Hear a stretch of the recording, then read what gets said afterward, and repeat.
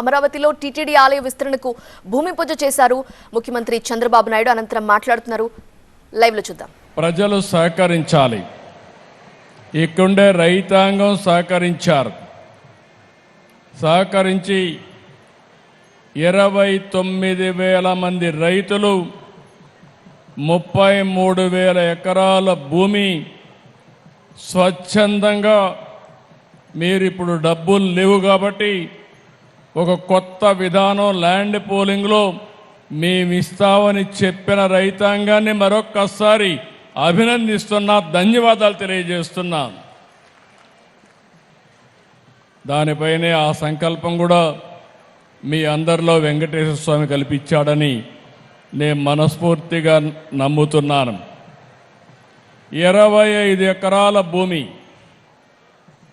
పవిత్రమైన ప్రదేశం, కృష్ణా నది ఒడ్డున వెంకటేశ్వర స్వామి దేవాలయం. ఇది ఒకసారి గుర్తు చేసుకుంటే అదే మనకు ఒక శక్తినిస్తుంది. అందుకే ఈ అమరావతిని కూడా ఒక్కసారి నేను గుర్తు చేస్తున్నాను. ఇది ఏమాత్రం మీకు ఎవ్వరికి కూడా అనుమానం అవసరం లేదు. దేవతల రాజధాని అమరావతి ఏ విధంగా ఉంటుందో ఆ నమూనాగా మన అమరావతి ఉండాలని వెంకటేశ్వర స్వామి వారిని కోరుతున్నా. నాకు ఒక నమ్మకం ఉంది. 2003 నేను ఆ రోజు మీరు చూస్తే ప్రాణదానం సిమ్స్లో ప్రారంభించాను. ఎన్టీ రామారావు గారు ప్రారంభించిన కార్యక్రమం అన్నదానం 83లో ప్రారంభిస్తే నేను 2003లో ప్రాణదానాన్ని ప్రారంభించి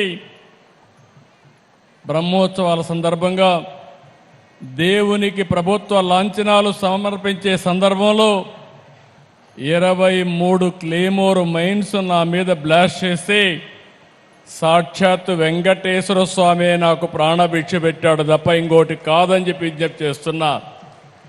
అది వెంకటేశ్వర స్వామి మహిమ. నేను చిన్నప్పుడు కూడా మా కుటుంబం కానీ చిన్నప్పటి నుంచి మా ఇంటి దైవం వెంకటేశ్వర స్వామి. మా ఇంటి నుంచి చూస్తే మంగాపురం నుంచి ఆ సైడ్ చూస్తే వెంకటేశ్వర స్వామి నామాలు కనపడొస్తాయి. ఆయన్ని చూస్తూ బతికాం. ఆయన పాద పద్మాల చింతన అనునిత్యం తరించాం, ముందుకెళ్ళాం.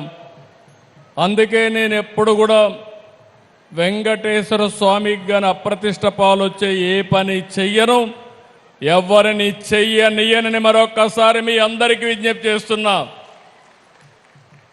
కలియుగ దేవుడు అనుకున్నప్పుడు, ఆ దేవుడి సన్నిధిలో మనం ఉన్నప్పుడు ఒక పవిత్రత ఉండాలి, ఒక పరిశుభ్రత ఉండాలి, స్వచ్ఛమైన ఆలోచనలు ఉండాలి.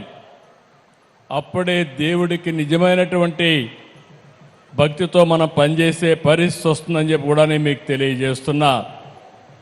అందుకే మీరందరూ ఒక్కసారి ఆలోచిస్తే,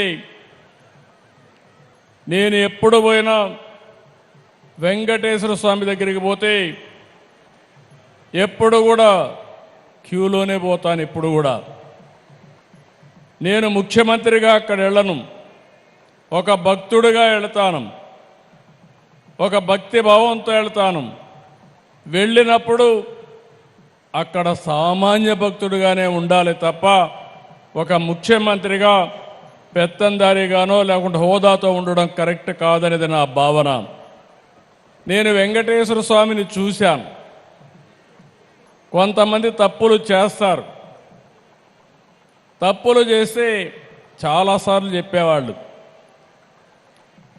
కొంతమంది మనం అనుకోది వేరే జన్మలో మనల్ని శిక్ష పడుతుంది, మనం నష్టపోతాం అనుకుంటాం. కానీ వెంకటేశ్వర స్వామి మాత్రం ఈ జన్మలోనే తప్పు చేసిన వాళ్ళకి శిక్షిస్తాడని కూడా మీ అందరికీ విజ్ఞప్తి చేస్తున్నా. ఇది నా అనుభవం.